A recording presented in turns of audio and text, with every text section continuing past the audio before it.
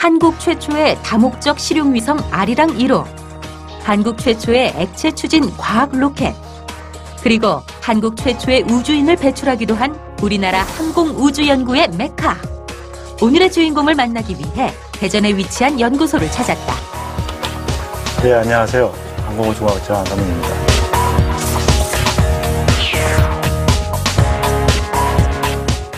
미국의 나사 아시죠? 한국항공우주연구원은 이제 한국에 있는 그 나사 같은 곳이고요. 항공우주공학자는 항공기, 인공위성, 로켓 그런 것들을 연구하는 연구공학자들입니다. 그런데 사실 어린 시절에는 과학자를 꿈꾸기도 하지만 실제 직업으로 선택하기는 어렵지 않나요? 학창 시절엔 어떤 분야에 관심이 많으셨나요? 예, 제가 좋아했던 과목으로는요. 수학에서는 기하 문제 풀기를 좋아했고요.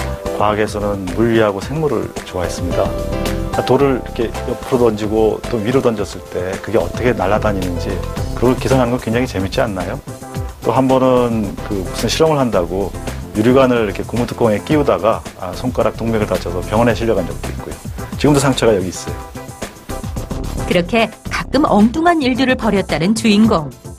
그만큼 항공우주 분야는 무한한 상상력을 제공한다. 항공과 우주에 관련된 것들이 무수히 많은데 그중에 어떤 연구를 하고 계시나요? 지금 하고 있는 것은 세계에서 두 번째로 개발에 성공한 수직 착륙이 가능한 틸트로터형 무인기가 있고요. 한국형 헬리콥터 그리고 4인승 소형 항공기 개발을 하고 있습니다. 현재 이 세 항공기는 비행시험 중에 있고요. 비행시험이 끝나면 실제로 활용이 가능하도록 준비가 될 예정입니다. 또 그 외에도 90인승급 중형 항공기도 이제 선행 연구를 하고 있고요. 또 전기로 추진되는 친환경 전기 무인 비행기도 지금 연구 개발하고 있습니다. 항공기 개발은 설계 해석과 제작 그리고 시험 평가의 단계로 이루어지는데 항공우주공학자들은 제작 기술을 개발하긴 하지만 직접 제작하는 일은 드물다고 한다. 하지만 실제 크기의 항공기를 만들기 전에 모형을 만들거나 필요한 부분을 만들어서 시험을 하는 경우가 있는데 거기에 바로 이 직업에 특별한 무언가가 있다. 종이비행기 날려보셨어요? 날려서 잘 날르면 어떤 기분이 드시던가요? 종이비행기도 그런데 실제로 사람이 타는 비행기를 이렇게 날려본다면 어떤 기분이 들까요? 그게 바로 공학자들만이 느낄 수 있는 성취감이라는 건데요. 특히 항공공학은 새로운 것을 해볼 수 있다는 그런 큰 매력이 있습니다. 이곳이 바로 항공기 개발에 있어 여러 가지 시도를 해볼 수 있는 시험 장비실. 온통 항공기 부품들로 가득한데 이 장비는 어떤 용도로 쓰이나요? 예, 이 부품들은 항공기를 실험하기 위해서 힘을 가하는 베르누이 정리 아시죠? 그런 유압의 힘을 이용해서 실험을 하는 그런 밸브들입니다. 여기서 잠깐! 혹시 베르누이의 정리 알고 계시나요? 유체의 속력이 증가하면 압력이 낮아지고 속력이 감소하면 압력이 높아진다는 것입니다. 이 원리를 항공기에 대입하여 윗날개와 아랫날개의 면적이 다르면 속도와 압력의 차이로 인해 위로 향하는 힘이 생긴답니다. 항공우주 분야는 그야말로 공학의 집합체라고 한다. 그렇기 때문에 다양한 분야의 공학 지식이 필요하다는데 항공우주 공학자가 되려면 어떻게 해야 되나요? 대학교를 졸업하시고요. 이제 대학원에 진학하셔서 석사학위를 따는 게 이제 1차적인 목표가 될 것 같네요. 그리고 우리나라에 한 15개 정도의 항공우주 관련 학과들이 있습니다. 그 학교를 졸업하시면 되고요. 대부분의 우리 공학자들이 거길 졸업하시고요. 저 같은 경우는 기계공학을 전공했지만 이 항공우주 개발에는 항공공학뿐만 아니라 전기, 전자, 반도체, 또 컴퓨터 관련 학과도 많이 필요하거든요. 그래서 어떤 학과를 졸업하시든 공학을 하셨다면 이 항공우주 개발에 참여하실 수가 있습니다. 다른 분야도 그렇겠지만 항공우주공학자로서 세계적인 경쟁력을 갖추기 위해서는 외국어 능력은 필수라고 조언하는 주인공. 그렇다면 항공우주공학자에게 필요한 자질은 무엇인가요? 항공우주공학은 빠르게 성장하는 분야입니다. 따라서 새로운 지식에 대한 호기심과 탐구정신이 필요하고요. 끊임없이 연구하고 공부하는 자세가 필요합니다. 항공기 개발하는데 많은 공학 분야가 필요합니다.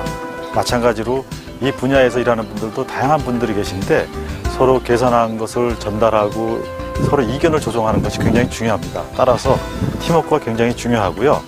그러다 보니까 서로 의견을 교환하는 데 있어서 리더십뿐만 아니라 팔로우십도 굉장히 중요합니다. 본격적인 항공우주 시대의 개막. 그 중심에서 탄탄한 발판을 마련하고 있는 사람들. 항공으로 더 높게, 우주로 더 멀리. 그들의 끊임없는 노력은 이 시대를 살아가는 우리들에게 도전 정신을 불어넣어주기에 충분하다. 증발하는 이슬을 타고 달나라에 가겠다는 꿈을 꾸던 시절, 무중력 상태에서 인체의 변화를 짐작조차 할 수 없던 시절, 달나라 여행이 공상소설 속 이야기인 줄만 알았던 시절, 그래도 꿈을 향해 도전한 사람들이 있었고 그들에 의해 말 그대로 꿈은 이루어졌습니다. 그런 탐험과 모험 정신을 바탕으로 기본 지식에도 충실해야 하는 직업이 바로 항공우주공학자입니다. 대학교에서 항공 및 우주 관련 학과를 졸업한 후 최소 석사 학위 이상을 받아야 한다고 합니다. 항공우주공학자가 되기 위해서는 수학, 물리학 등 기초 공학 과목에 흥미를 갖고 있으면 좋다고 하는데 항공우주산업은 전 세계적으로 미국을 중심으로 발전하고 있기 때문에 영어 실력을 쌓아두면 유리하다고 합니다. 항공우주공학자들은 대학이나 대학원에서 항공우주공학을 전공하고 공개 채용이나 특별 채용을 통해 항공기 제작업체, 항공운송업체, 국책연구소 등에서 활동하고 있습니다. 하늘로 우주로 날고자 했던 인간의 노력의 발자취는 여러 가지 항공기와 로켓의 발달과 지구촌의 발전을 가져왔습니다. 항공우주산업은 기계 정보통신 등 첨단 기술 산업을 고부가 가치를 창출하는 선진국형 지식 기반 산업이고 정부와 대기업의 투자가 이루어지고 있는 분야입니다.